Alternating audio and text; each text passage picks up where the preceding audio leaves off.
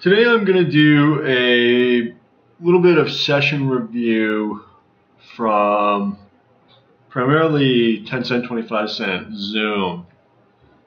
So I pick up double suited kings in the big blind, and I was actually playing this hand without stats because Hold'em Manager was being a little, well, it wasn't opening up. I think because I had Bodog open as well, so there just wasn't enough RAM. Anyway, it gets opened and flatted to me, and I've got a clear 3-bet for value here. My hand is just so incredibly strong, multi-way. My opponents would have to be just utter nits for this not to be a profitable 3-bet. So I did go ahead and raise. This is a massive hand, double suited, highly connected, and I've got the kings for the all-in equity. It's going to play great after the flop, and there's just a lot of value here to re-raise. And if I get 4-bet, probably by either player, I would think that my opponent's range becomes fairly aces heavy at this point, without any knowledge to the contrary. But I would probably end up calling the 4-bet just because I would have odds to draw out on my opponent. So I flop middle set on an ace-king-4 board, and I decide to check. I didn't think there was enough value in a bet here. There's not a lot of worse hands that can call me. Yes, I can protect my hand against a straight card hitting on the turn. So it's not like a bet is wholly without merit. Maybe I could get a call from aces up, maybe, but with the flush being present, 2 pair is going to be very reluctant to put a lot of money into this pot. So betting sort of turns a very strong hand into a bluff, and it's not necessarily that wise.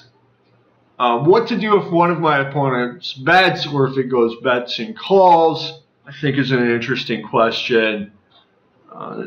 There's probably the best approach is check call. It would depend precisely on what happens, because my opponents could be bluffing when they bet, and of course against a bluff I'm doing very well. It could be a lock, could be very high percentage equity. There's not much prospect of filling up, especially on the turn. 3 fours, 3 aces, 1 king. So you can't really be calling with the hope of drawing out on a flush unless it's a very small bet. But it's academic anyway because it got checked around on the flop. So the turn comes a 3 of hearts. And of course now the wheel is possible, not that likely. Not a lot of playable hands contain 2-5. And I chose to check again, essentially for the same reason that I checked on the flop. There's just not a lot of worse hands that can call me. Pocket 4s, pocket 3s, maybe aces up now. They're a little suspicious. Also, to a degree, my hand is a little bit face up here because I did 3-bet pre-flop, so my range is going to contain a decent amount of aces and kings hands, as generally players 3-bet premium hands, and a majority of I don't know if it's a majority or a plurality, but a lot of decent hands are aces and kings. So it gets checked around again, and on the river I fill up, and now of course there's a ton of value in a bet. I lose on T2. Very unlikely aces full or quad 3s, And now if somebody was taking a slow line with a flush, or they could have filled up, as you can see my opponent did with threes full of aces. So I bet, and I don't think really sizing matters too much here. Although maybe this is a results-oriented thinking, but it's pretty unlikely that anybody has a flush. They would have bet the turn, flop of the turn, probably even a very low flush. So the most likely hand that can call me is another tight, is an underfull, threes full of something, which my opponent has. So perhaps I should go for a very large sizing targeting that, or maybe a smaller sizing targeting trip threes, or just like a very curious ace. But my opponent calls, and I win, and life. So this next hand, I pick up ace, king, 10, 4 on the button with 3 hearts. It's not really the most aesthetically pleasing hand. And perhaps I should fold against a tight razor, but I'm in position, I've got the button, and I decided to call. Surely it can't be a horrible call. Maybe it's a little too optimistic, but I do have position, and my hand's not terrible. It's certainly not premium. The dangling 4, though it does connect with the ace, is a little unpleasant. Now, on the flop, this player here leads out, and the other player calls, and I elect to call. So I do have 8 mostly nuttish heart outs.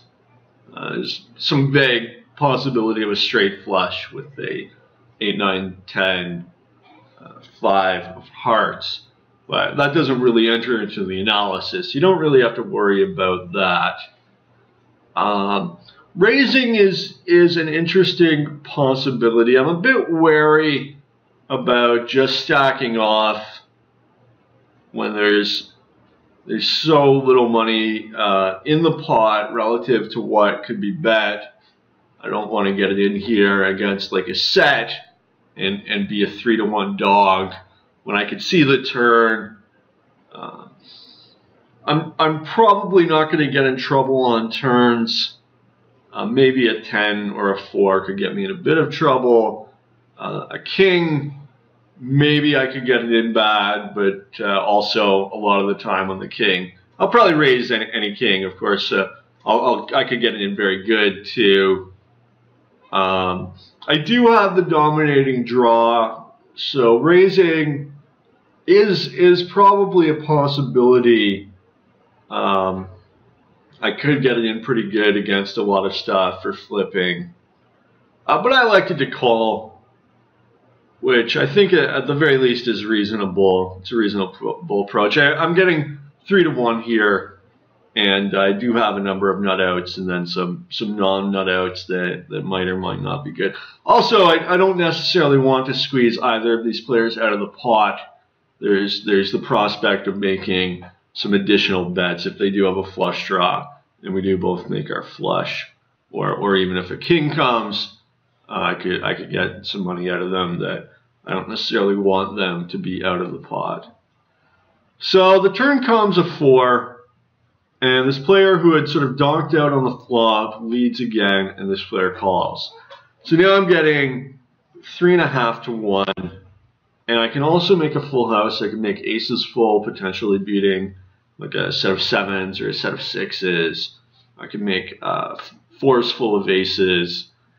And there might be some reverse implied odds with either of those hands. If somebody's got ace 7 or a set, even pocket aces is possible. Not necessarily that improbable, although there's only one combo of it. And maybe the big blind would have 3-bet with aces, although maybe not, being out of position and a little bit deep here. With me, you could have elected to flat call too. So getting 3.5 to 1. Again, I do have the same 8 nut outs to hearts, nuttish outs, and now with the full house possibility, and still some river, potentially some implied odds here, or some reverse implied odds. I chose to call as well, and now when guess who bets the river after leading the flop, betting the turn into 2 callers. Probably he's got a straight. Maybe he flopped like a wrap or wrap in hearts. I mean, maybe he's bluffing, but I choose to lay down, which I think is the best approach, unless you have some read that your opponent is a super bluffer. But he's betting into 2 players and he's shown strength the whole way, so you almost have to give him credit here. Next hand I pick up King 6, 4, 5, double suited, and probably this flat is a little too optimistic.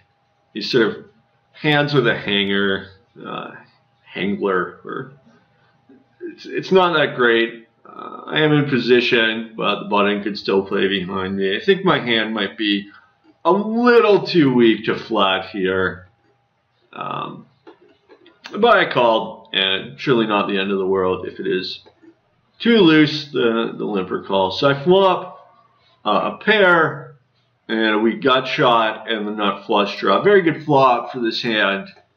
And I think here on the flop, when my opponent bets, this is a clear call.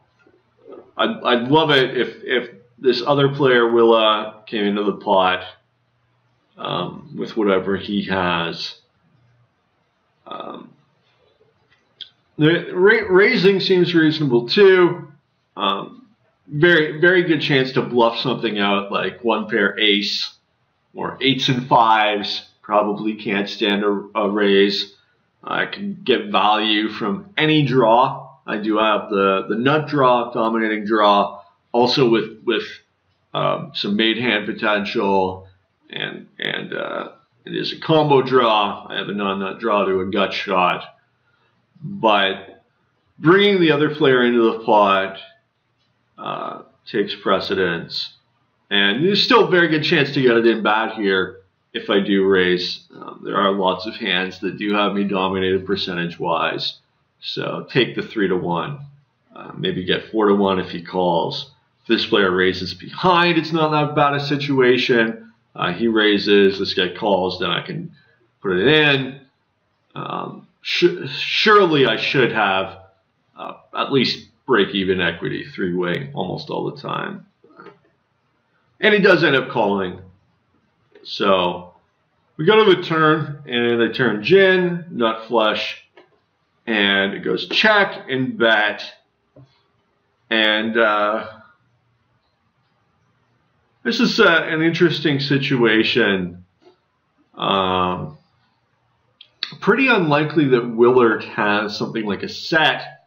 He probably would have put more action in on the flop. So maybe I should slow play here and call, potentially emboldening the better, if he does have a flush, could attract a call from this other player again. I chose to raise. There's a lot of money in the pot, and maybe I could get action from a flush here. I don't necessarily want to give a free card for somebody to fill up. It's not that likely. If my opponent's bluffing, of course, I do want to just call. If he doesn't even have a flush, then raising is terrible. So maybe I should have called. I chose to raise. Obviously, when you do have the nuts, it is sort of standard to bet or raise to try to get more money into the pot as a massive favorite. And I took it down. Next hand I pick up something pretty marginal too. And a player open limps, so I isolation raise, which should be good. I'm in the cutoff. My hand's marginal, but on the strong side of marginal. Some connectivity here, 1 suit. I'd like to force out the button, who is a tight player, and should have value against a limper. Um, Especially, it's not necessarily the case with this player, but if it's somebody that limps really weak hands, then of course I'll have a lot of value with my marginal hand. So the button flats, small blind comes into the pot, and the limper calls. So on the flop, I flop mid pair and double gut shot, 10-7 for the 8, Queen 10 for the Jack. Both are nut. And the small blind pots it here into the field. It's a pretty strong bet. I've got 8 nut outs and then some dubious chances to make 2 pair or trips, which I could have the best hand or I could make the best hand if my opponent's betting something like 10-8-7 or even 8-7-5, then I'm actually in great shape because I dominate his draw a little bit and I have the best hand. Well, a lot of the time this is like kings up or a set. So I'm getting 2-1 and I've got 8 nut outs. We know 7 cards. So 8. So there's 45 left. So 8 to 37, 4.5 to 1 against. Hitting my draw on the turn. It's kind of maybe kind of a loose call here. I am in position, and there is going to be more money to bet. Probably this is a losing call, but not too much. I also have backdoor clubs, and maybe he starts checking on the turn, something like that. But I don't think that I'm going to hit and then extract enough the times I do hit to make up for all the times that I just brick flop and have to fold the turn when he pots it again. But I turn gin nuts with a redraw, and my opponent checks, and of course I have to bet. You can't really slow play through checking, even with such a nice turn hit like that. And I take it down. This next hand, I make a open from a very standard open from the small blind with a double suited hand.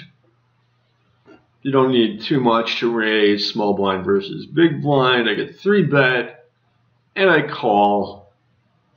You can see even against aces, I'm still 41%. Equities run very close in Omaha, so you don't fold too much to 3 bets usually. And I call. And then on the flop, I flop top 2. It's only 1 SBR, but I check to my opponent. It's very standard to just check here with everything. They're going to bet usually all the time. But in the event that he had something like 3, 4, 5, 6 or whatever, maybe he would bet it. Almost always, we're just going to get it on the flop here. So this next hand, I pick up King 9, 8, 5 double suited on the button. And the cutoff opens, I decide to flat. People open pretty wide from the cutoff, so this somewhat marginal double suited hand has more value against a loose opening range than it would against somebody who's opening really strong hands that will have you crushed most of the time. And I've got position. Should be a profitable call here. And on the flop, I flop a king high flush draw. My opponent pots it. I like to flat, which is probably a mistake. It's a mistake because this is such a great bluffing opportunity. I can get so many like 1 pair hands to fold. Potentially even a queen, and even if he calls me, I should have great equity almost all the time with my flush draw, backdoor flush draw, potentially a king. He's going to be betting here so much of the time with everything that he has, but there's some merit to calling too. My opponent could barrel me on my cards, getting in trouble. You can pick up a diamond, giving me a massive draw, or a 7, or a 10. So can't really go wrong here on the flop with whatever I do, but I decided to flat. Okay, so the turn comes, the 2 of diamonds, giving me a double flush draw. My opponent bets again, and in general you shouldn't draw to flushes on paired boards. But here, this is sort of an exception. It's pretty unlikely my opponent has a tight. You just don't get that lucky. Heads up, just always hitting full houses. So, still a massive draw, and I'm getting 3 to 1. So I call, and then on the river, the 8 comes, and he checks. So I decide to check back. I've got a little bit of showdown value, and maybe he could be setting a trap. It's also, there's not really that many hands I can bluff out here. Mostly like pairs, just slightly bigger than 8, 9s, 10s. A queen might get curious, just have the 2 pair. And obviously I can't bet for value. It's not like a worse hand is going to call. Also with he could be setting a trap too, although not that likely that he would actually check a tight. But amazingly enough, my 8 wins, and hooray. So in this hand, I pick up a pretty marginal double suited hand and open. This is maybe a little too light from the hijack position. These sort of 2 cluster hands, even double suited, are not very good. But it's all right also to open light. Good for your image to be aggressive and attacking. But this is, yeah, probably just slightly too light. So my opponent flats, good flat on the button there, with a very nice 3 cluster, nut suit. Some connectivity between the ace and the 5 position, everything. And I flop not too bad with a flush draw and a gut shot. And this is a clear semi-bluff spot because I can get a lot of pairs to fold. Any pocket pair or a 7 or a queen, hands that have me beat, that are going to be at a serious equity advantage on the turn if I don't hit my draw or pick up a spade.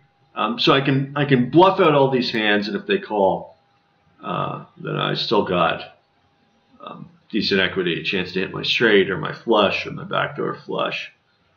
So I bet, and my opponent flats, maybe a little passive here with top 2.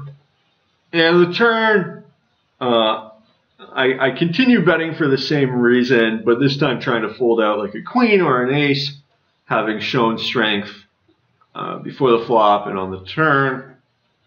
And my opponent's not buying it. And on the river, I just don't think that he's going to fold whatever he's been calling with often enough. Not on that river, complete brick river, except like 10-8. So I just check and give up, and my opponent checks behind. In this next hand, I make a somewhat loose defend from the big blind, ace-6 for deuce with a nut suit. I'm getting a price because I do have 25 cents in the pot. So I think I can call here. My hand's a little bit marginal, but I have nice connectivity in the nut suit, and I am getting a discount. So I do call. And on the flop, there's not really a lot of value in a bet. I could extract from maybe like a naked nut flush draw, but most of the hands are going to call me, going to have me beat. So I decide to just check back, and the pre-flop raiser checks as well. Not checks back, I decide to check. Pre-flop raiser checks as well. And turn is a queen, my opponent bets out. So I've got 2 pair and the nut flush draw, getting 2.5 to 1. And I like to call. My opponent could be bluffing as well. 2 pair could be the best hand here, semi-bluffing or just totally betting with air. Usually I'm not going to be good here, but I should have decent amount of outs. So I call. And on the river, I fill up. My opponent bets, and I don't really think there's a lot of value in a raise here. If he's got something like King Queen or King 6, he might not even pay it off. He might not even bet the river in the first place with that hand. If he's bluffing or if he missed a draw, then obviously he'll fold to a raise. And of course, decent chance that I'm beat, but I'm getting a price and I have a tight. So it's a pretty clear call on the river, and I lose.